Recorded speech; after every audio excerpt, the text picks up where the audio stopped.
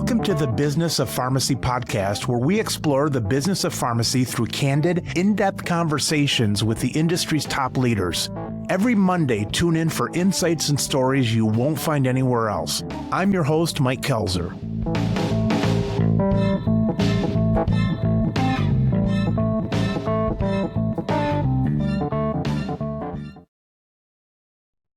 Hey listeners, before we start, I want to tell you about MatchRx, who is sponsoring this episode. I've been with MatchRx for probably a dozen years. You're likely familiar with them, but for those of you that may not be, MatchRx is the online marketplace where independent pharmacies can buy and sell overstock prescription meds. There's over 7,000 pharmacies, including mine, in this vibrant community. You can manage everything easily with their website and mobile app. And if you need any help, they'll train you in under 5 minutes.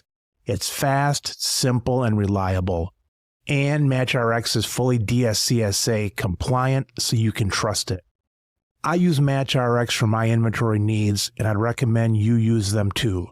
Visit MatchRx.com today and tell them I sent you. Irina, for those that haven't come across you online, introduce yourself to our listeners.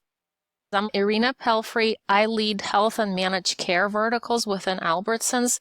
And what that means is I'm responsible for traditional pharmacy benefit manager and health plan collaborations, for transactional dispensing, and also for services.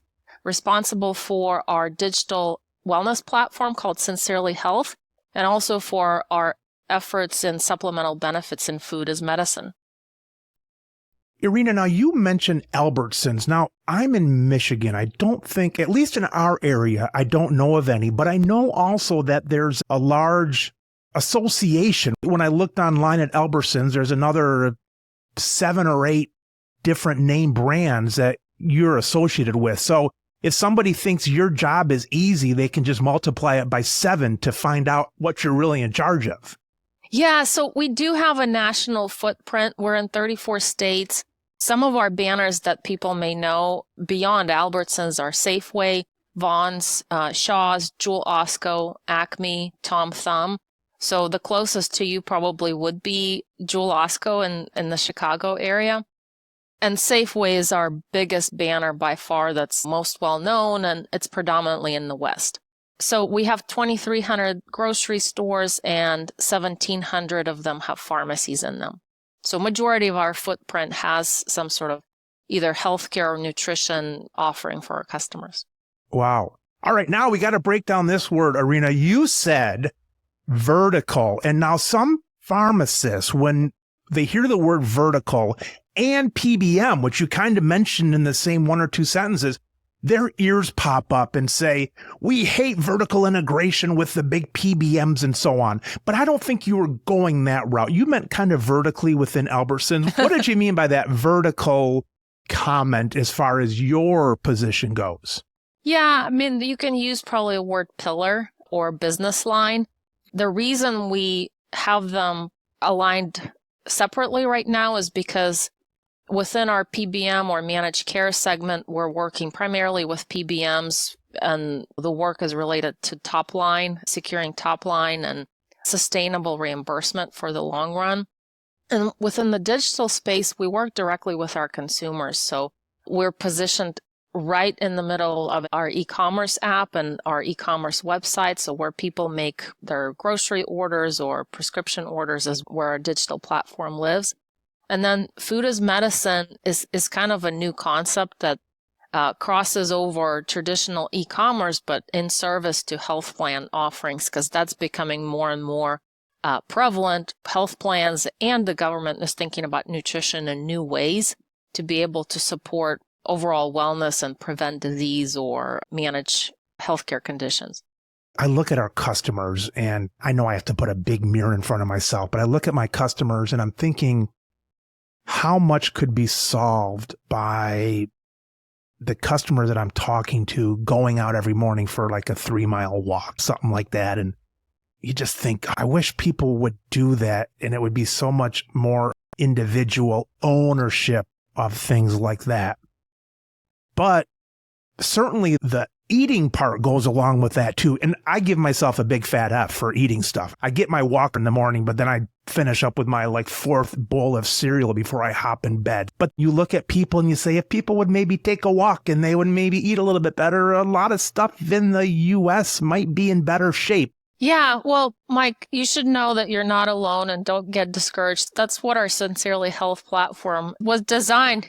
We think daily about what small changes can be made to kind of improve overall outcomes. So if for you not eating well, we can give you first a view into how you shop. So one of the features we have within our nutrition portfolio is actually looking at your purchases and organizing them according to the dietary guidelines for Americans, also known as My Plate. So we can tell you based on your history in the last week or month if you purchased enough vegetables, fruits, grain, whole grain, dairy, and proteins.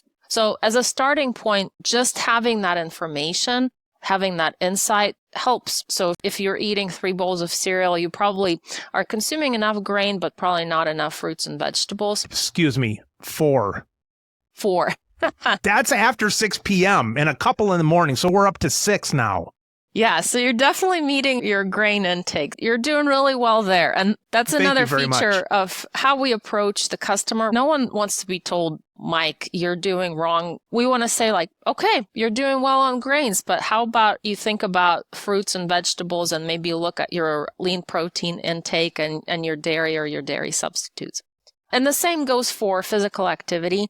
We have sets of goals that are approachable for a person of any skill and level. You could be a triathlete, or you could barely walk a mile a day, and that's okay. Everyone starts in a different place, but this notion of, does everyone have the agency to even get started or to even want to understand their baseline? We understand that human trait too. So that's why we reinforce that maybe agency that doesn't exist in everyone with some motivation. And that motivation for us comes in form of grocery coupons toward healthy groceries and in form of gamification and point system that we offer to our customers.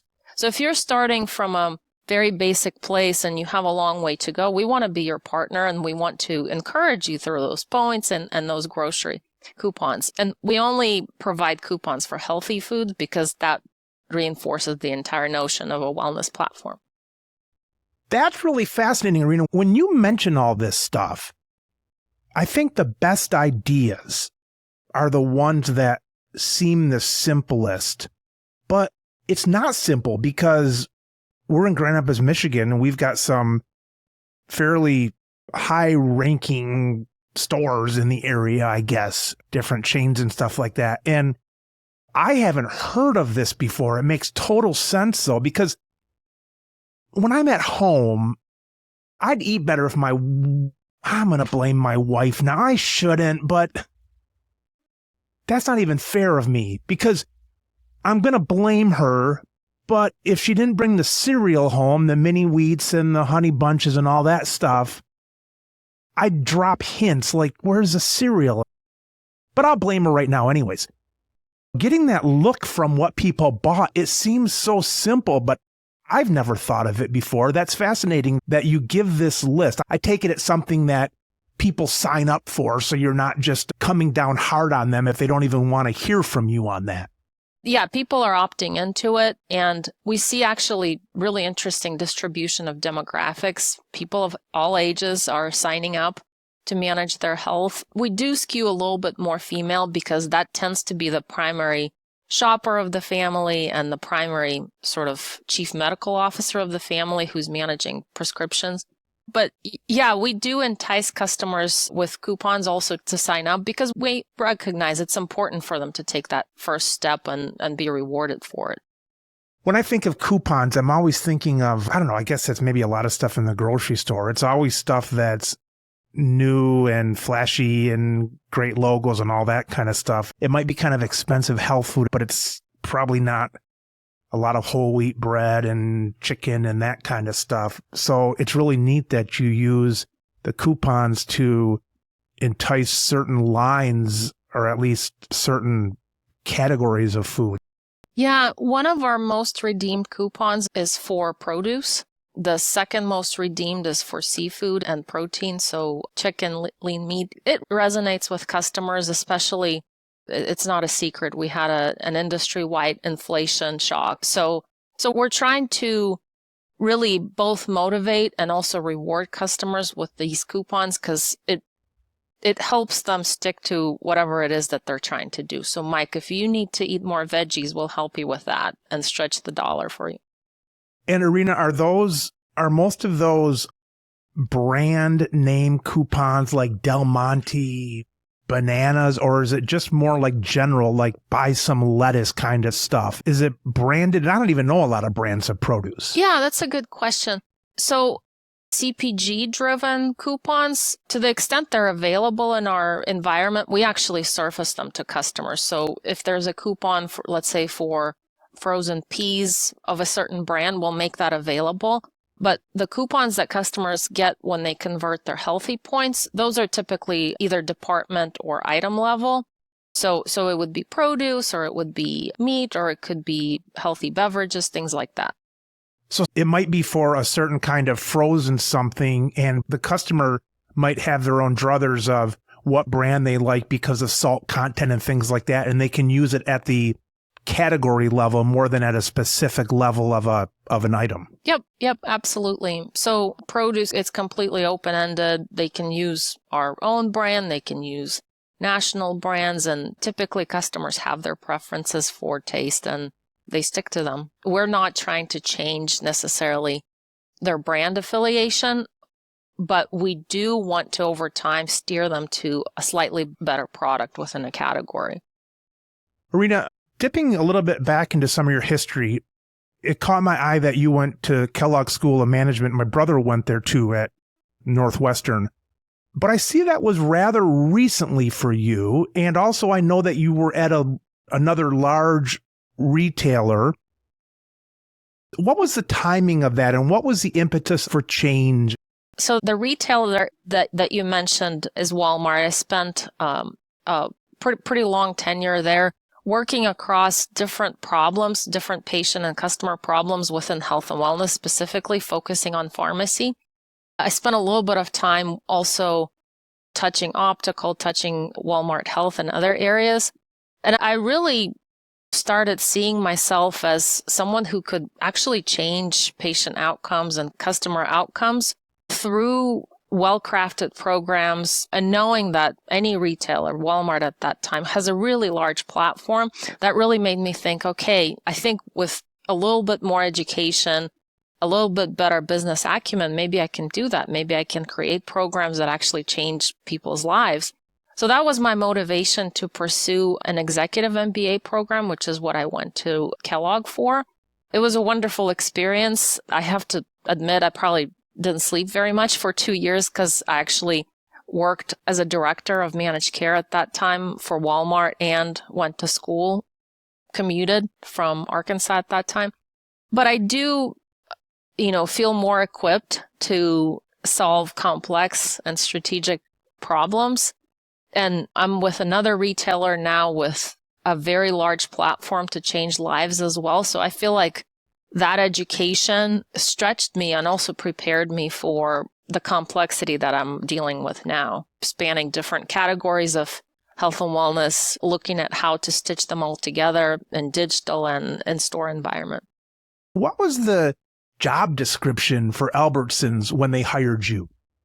Yeah, so my initial mandate was to stand up our digital wellness platform, which is now Sincerely Health. So at that point, it was, a couple of presentations that were created, and my job really was to come in and collaborate with my product partners, with marketing partners, technology, to actually create a net new offering for our customers, which included transitioning a pharmacy app from an external vendor-driven app to an internal app that was integrated into our e-commerce app.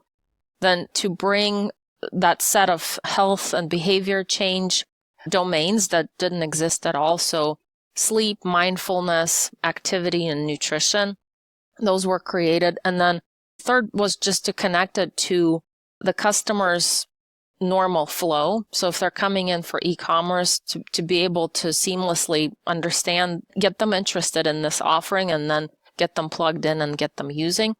So we accomplished that within about a year. We launched the offering last year, and we have a really large base of customers using pharmacy transactional elements such as refills and vaccine scheduling. And we also have a large base of customers using what we call the health features. So goals, activity tracking. We have connected devices, currently fitness trackers. We have a really cool program with Apple Health where we award points for every time they close their rings. So that was the primary objective of what I was brought in to do. Some of the innovation I would say that we felt was really important to be opportunistic about is we're a grocer and we have a foundation in a clinical space with our pharmacists. So how do we bridge the gap between that practice and an ever expanding kind of ceiling of what pharmacists can do? How can we bridge that with nutrition and bring in more insights from a dietitian's perspective and really make customers' lives easier? So I think that's where food as medicine work has expanded and evolved, because we feel like it's not only a business opportunity for us as a grocer, but it's also an imperative. If we don't do it, if grocers don't do it, who's going to do it on behalf of the customer? You mentioned like sleep, and that's something that it's important to everybody. It's a third of their life, and it's probably something that nobody really associates with can I call you guys a grocery store, or is that derogatory? No, we are a grocery store. Very proud of it. And I didn't think it was derogatory, but I'm going to come back to that question in just a second. But no one ever thought of like sleep and grocery. So in essence, they said, Irina, combine these to show people we care and show that we can solve some of their problems through this and that. It's just blending some of those things that maybe you didn't think of a grocery store to blend before. Yeah, that's right. And we have a particular way of looking at our role in healthcare. Our role in healthcare prior to adding Sincerely Health was really limited to dispensing medications and providing pharmacy services, vaccines, point-of-care testing, and the like. We felt like there was more to it, and the reason is because the frequency with which we touch the patient is much higher than, let's say, that of a physician. So a typical physician sees their patient about 2.5 times a year. Just in pharmacy, we see our patients 12 times a year on average. You add frequency of grocery shopping to that, which we see our customers typically weekly. So now you have 52 touch points per year. How much good can you do for the customer if you present them with the right insights, with the right information? And it doesn't always have to be just about their meds or about the food that they're seeing. So that's kind of where branching out into sleep, into activity made a lot of sense, because our life is comprised of those things. We sleep, we walk, we go to the gym, we intake food. And if you think about the current state of healthcare, our physicians are not, one, equipped from a capacity perspective to go deep in any of those areas. Capacity is one, but also knowledge base. Most physicians that are practicing now have very limited amount of lifestyle and functional medicine curriculum. So we want to fill in that gap where we address different components of your well-being to be able to kind of paint the entire picture of your wellness with things that may not be addressed during your typical healthcare visit. And we serve them up typically in form of insights. You don't have to take these suggestions, and they don't constitute medical advice or anything like that. It's just general wellness intent. I'm always concerned in my pharmacy. Well, let's get it out of the way. First of all, I'm lazy. I don't like to do a lot of stuff that I don't need to do. But a lot of the new services in pharmacy, I think sometimes pharmacies focus so much on them that they lose sight of what they're there for. And let me give you an example. McDonald's now, they've got these fancy touch boards with grape jelly all over them stuff, so I don't go to those. I'm not going to those until they give me a squeegee right outside that touch board that I can spray and squeegee off. So I'm still going to the register. But they got all this fancy stuff and millions and billions in marketing and all that kind of stuff. And I walk in there and I'm waiting like 40 seconds for someone to say hello to me. I just want a damn cup of coffee or something. And I'm not sure the time, but let's say it's the amount of time for an old guy to get impatient. That was how long they didn't serve me for, and I walked out. And in my pharmacy, I have to be careful about this. I joke about laziness, but I have to be careful we don't lose sight of things. And that's why I brought up the grocery store. Do you ever have to slow yourself down, or does anybody come to you and say, slow down? It's like, Irina, this is good, but, people feel they have to, wear yoga pants. And these are the guys we're talking about. Do you ever have to stop yourself and say, okay, now wait a minute. Food is our number one thing, and let's not confuse this. And I'm sure there's a million ways you do it. But like you said, you offer it and it's on the app. I imagine people go in there, and if they're not up on technology, they probably don't know the program even exists. So I'm sure it's there as an invitation. But I imagine it's something you have to think about. We thought a lot about how to take care of your body during COVID. So that movement is continuing. People are thinking about wellness in different ways. It starts with food. It starts with activity. So we don't believe we're departing from our core mission of serving the customer in the grocery and pharmacy space. All we're doing, we're giving them tools to use that relate very closely to the things that we're already doing. So pharmacy, prescription management, and then nutrition tools and activity tools within the platform. We think of it, they would probably go looking for those tools elsewhere, and then they would have a patchwork of apps that they have to navigate. Maybe we cut it down by 1 or 2 apps for them. Thinking about adoption of this technology by different segments of our customers, and it used to be in pharmacy that you could say, well, the old people aren't going to be on there as quickly, so you don't have to do stuff as quickly and so on.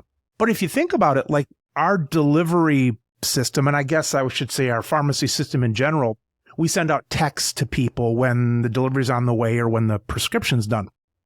And it dawned on me, I'm sure more slowly than anybody else, but it dawned on me that almost everybody has text ability, because even if they're less fortunate, they have the text because they don't have to have a landline phone, which is a lot more expensive. So there's some shifts like that happen. And think about Zoom meetings because of COVID, that kind of stuff. There's some shifts that happen pretty quickly. And I think these are a couple of them that really put technology quickly into the hands of a lot of people that 5 years ago you didn't think would maybe be adopting it so soon. Absolutely. I think I'll give you a couple of examples. One is what we actually see in our data. I was surprised by it. I expected over 60 population to be a small proportion of our user base, but we actually see that all of the demographic age cuts are equal.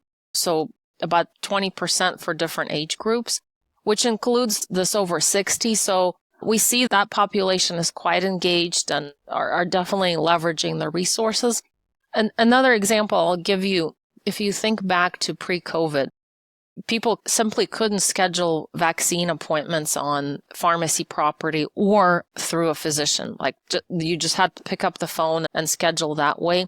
It's very widely used. Vaccine scheduling is one of our most frequently visited features, and it's both for seasonal vaccines such as COVID and flu and RSV, and it's also for kind of other immunizations, Shingrix and things of that nature.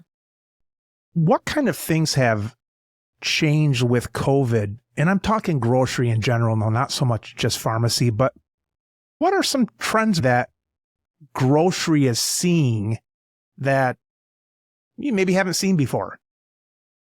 Yeah, so I think, and this is not a new one, but it really definitely expanding during COVID, is e-commerce and how people shop. So more people have e-commerce as part of their kind of monthly routine. For some, it might be weekly. I personally order my groceries weekly through e-commerce. For others, it might be once a quarter, but it's now part of their pattern, part of how they shop. And getting that right for a grocer is really important, because if that's how the general population wants to engage, we must give it to them. I think the tendency to prefer partially prepared or fully prepared options is also true. Customers are looking for that convenience. We have assortment of ready meals that are ready to cook or ready to eat or ready to heat. So depending on whether you have an oven or if it's just a microwave, we have a large assortment of options there. And that can be both you're picking it up in store or you're ordering it through e-commerce as part of your kind of meal planning. Tell me the business model behind people ordering their food on their phone like my wife does. And some of them are either free or quite inexpensive, it seems. Do stores like that? Do they like to keep us old farts out of the aisle and have the teenagers run around and do this stuff to shop for people? Is that a trend that grocery stores like, or is it just added cost? I would say it's just the reality of how we must serve the customer these days. The economics of an e-commerce order are more tricky for a grocer, but we also understand that's one of the ways your wife shops. And if we want her entire basket, if we want her basket when she comes into the store and her e-commerce basket, we have to have those capabilities. So it's more of an omni-channel play. We look at the customer holistically that way, not in particular what does the e-commerce basket do versus in store, but are we filling all of their needs? Yeah, because I know in pharmacy, like if I didn't have to have delivery service and if all those people came in the store, it would be less expensive for the pharmacy. However, I wouldn't pick up all that business. I might only keep 20% of the delivery business or 10% of it, and the 90% would find a different way to do it. So you just have to kind of bend for what's out there. Yeah, pharmacy is a good example because you have acute prescriptions and you have maintenance prescriptions. Maintenance prescriptions are very well positioned for central fill or for kind of recurring delivery, which as a grocer, we of course want them to come in and pick up the prescription because they can also conveniently pick up a few things that they need for the day or for the week. Acute, there is almost no models, very limited models for how acute can be handled same day because you literally need the medication typically within hours if you have an earache or need an antibiotic. All right, Irina, your job sounds kind of fun to me, but it would not sound fun if I had to have anything to do with HR. Do you have to do anything with HR in your department, or is that someone else? I have a wonderful partner who oversees all of our pharmacy operations. So our pharmacists and technicians have reporting accountability into our divisions directly and then a dotted line accountability to my partner. So my team and I serve a support function. So we support them from a managed care and managed care operations perspective. So credentialing, enrollment, contracting, audit, things of that nature, 340B. Gotcha. So you're doing that side, but you or somebody under you isn't trying to find pharmacists to fill store 30 because you need somebody there. That's a different part of the operation. Yeah, that's a different side that's closely working with store operations. I've done that working at the pharmacy and I hate it, but I guess it's job security for people. I mean, there's always going to be issues and reasons to have that part of the company and somebody good at it who wants to deal with it. Yeah, I think pharmacy recruitment has been a pain point, obviously, with the demand during COVID and with kind of changes in the scope of work. There's been a lot of challenges, but I'm really happy to report that we have NPS of 89, which is a huge testament to the fact that I think we're taking good care of our pharmacists and technicians, and then they're able to take good care of their customers. This kind of NPS is unheard of in healthcare in general, and it's higher than average for what I would imagine. That's a satisfaction survey of some sort. Yeah, Net Promoter Score. Gotcha. Yeah, so to me, someone is getting it right, the recruitment and retention, and we have wonderful pharmacists that deliver wonderful patient care. Irina, what's the worst part of your week where you say, I got to do that today? It's Wednesday and I hate doing this. What is that for you? I would say administrative tasks that don't directly connect to either improving the lives of our customers or our associates are those things that you got to do, but you don't necessarily see a direct connection. So typically those would be administrative things, but you have to do them. Corporate admin, budget planning, things of that nature. There's a structure to this planning. You have to do it, but it may not have an immediate impact on our customers right away. What is your surroundings like? How many on your team? Who and how often do you report to someone who reports to you? What kind of headcount are we looking at? So my team is about 50 people spanning across those three pillars. Managed care is our work with pharmacy benefit managers and health plans. That's the largest team because we support a very large pharmacy business. Sincerely Health is our digital engagement platform. That team is small but mighty. We have a larger team kind of working on product and engineering efforts and marketing efforts to support that, but they don't directly report to me. And then last, also small and mighty, is our food as medicine team, and team that focuses on healthcare payments such as flex cards and directed spend. Irina, I thought it was a great idea with the food and so on. I would imagine in a spot like yours that when you're answering to people, you have to come up with some numbers of things and some data of things. So when you talk about this food pharmacy integration, did everybody just say, hey, good idea, give it a shot? Or did you have to prove something with numbers? And then after you've done it for a while, do you have to show metrics of what you've done? Or is it just have fun?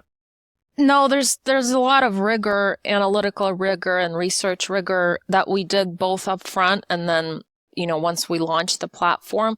So before even starting the work, before a single line of code was written, we really thought about, well, what are the customer needs that we're trying to solve for? You always have to start any endeavor with that in mind. So we surveyed close to 10,000 customers, both Albertsons customers and those that shop our competitors or use our competitors' pharmacies. And one of the key insights that we gleaned was that especially customers who live with chronic disease, they have just a lot of cognitive load in just processing their daily activity. So if you take a diabetic, for example, they have to test blood sugar. They have to figure out which foods are right for them so that their sugar doesn't spike. They have to stay on top of their meds. They have to keep, records of what they ate around the time when their sugar spiked. So that's a lot on someone. Let's take a newly diagnosed diabetic. You have a shock of a chronic disease diagnosis, and then on top of that, you have to have the agency to figure out all of the things that you need to know. So there's education, there's in the moment insights. So that 10,000 person study actually gave us good view into how think about chronic health care management and then what we would call general wellness. Maybe someone just wants to move a little bit more or wants to figure out if vegetarian diet can help them live longer.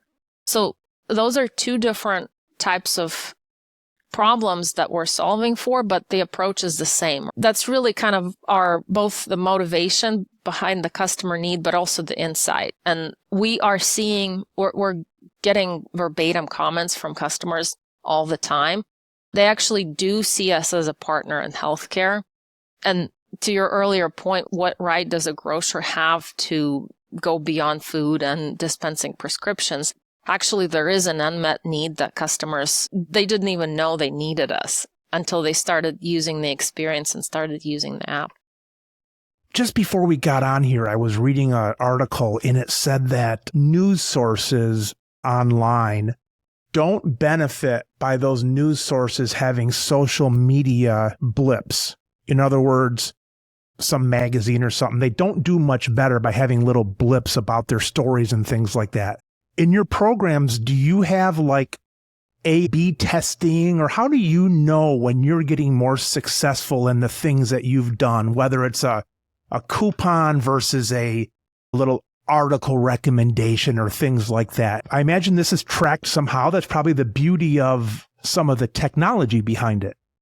Yeah, we are actually working on a more robust approach to A/B testing and kind of testing different messages with different customers, because for you, maybe a message about fruit may not resonate, but if you talk about vegetables, it may matter to you. So yes, absolutely, we test it, and we actually use methodologies that compare customers that engage in our health platform with similar customers that do not engage. So as our platform matures, we want to look at what does this behavior change actually, what does it mean in the long run, and how is it changing both purchasing patterns and also lifestyle outcomes or clinical outcomes. The long range is so important. Losing weight's not hard, but I always say, let's check what I'm doing 3 years from now, or check so-and-so 3 years from now, that kind of thing, because it's that long range stuff. And to your point of making it easy for people, if they're not thinking about it, it's just happening. They're getting coupons and they're getting this and that. It's made their life easier to do this instead of burdensome at all to do this. Yeah, we're not here to support customers with quick fixes that won't work. We really want to help them change habits for life. So one of the approaches and features that we have a very broad set of goals for wellness. So if I take, let's say, physical activity, all of our goal sets are either 7-day goals where you can trial an activity. If you like biking, let's try it for a week. But we really know that habit formation actually takes 21 days. 21 days helps you stick with something that you may stick for life. So that's really the orientation. We allow customers to experiment and pick what they are interested in, but really we're trying to drive behavior change that's sustainable. If I gave up my cereal for 21 days, I would have solved it because I'd be dead. Not taking my life. I just don't picture living if I couldn't have my cereal. We would never say, Mike, don't have your cereal. What we might say, Mike, why don't you add some bell peppers as part of this dinner recipe? And why don't you add some strawberries with your morning cereal? I know what would happen. You've got all this set up and it's going well. But for me, I'm coded as an intervention. So I would come in there with like a coupon or something, and there'd be 12 of you guys just sitting around saying, Mike, we need to talk to you. Yeah, well, that's where experimentation comes in. What would be the most appealing message for Mike? And there's no one size fits all. I imagine AI is going to be really cool on this for you guys, because there's probably some patterns that you don't even think about. I'm just going to throw one out just for kicks. It might be people that park on this side of the parking lot and so far away end up doing this. There's some things that you don't even know are going to happen that'll just come out of this data that you have. Yeah, for sure. We use machine learning already today in some of our product algorithms. So how we classify products, how we process information around their nutritional composition. We're very careful in how we use our customers' data, though. So very strict maintenance of permissions, what we are allowed to do with our personal data, because it's both personal and it's also health data. So any analysis we do is always, of course, aggregated, but we can glean some useful insights and then be able to engage customers on the basis of those. Irina, if there was something cool that you could have, like for pharmacy, I would like our deliveries to be the drone things, coming down and dropping them off and things like that. Is there anything either coming down the pipe or would just be cool that you're thinking of, maybe another industry that would be really cool in your industry if you could get it going? Maybe this one is not so futuristic, but we have a feature that combines grocery pickup with pharmacy order pickup. It's rolling out in a lot of divisions right now. I'm excited about it because as a as a mom, as a primary shopper, I'm the one who's doing prescription pickup for everyone, and it's typically multiple trips. I'm going on Monday to get the groceries. I'm going on Tuesday to get the meds.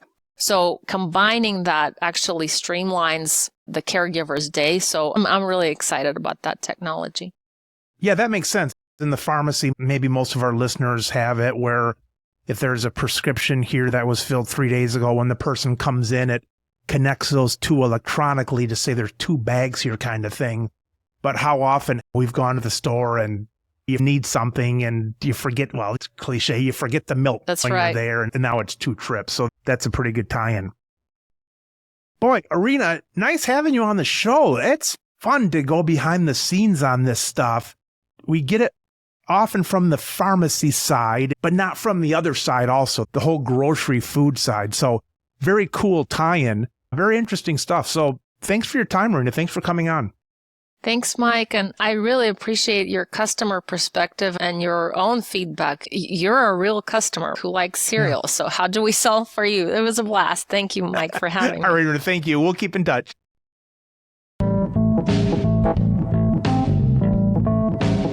You've been listening to the Business of Pharmacy podcast with me, your host, Mike Koelzer. Please subscribe for all future episodes.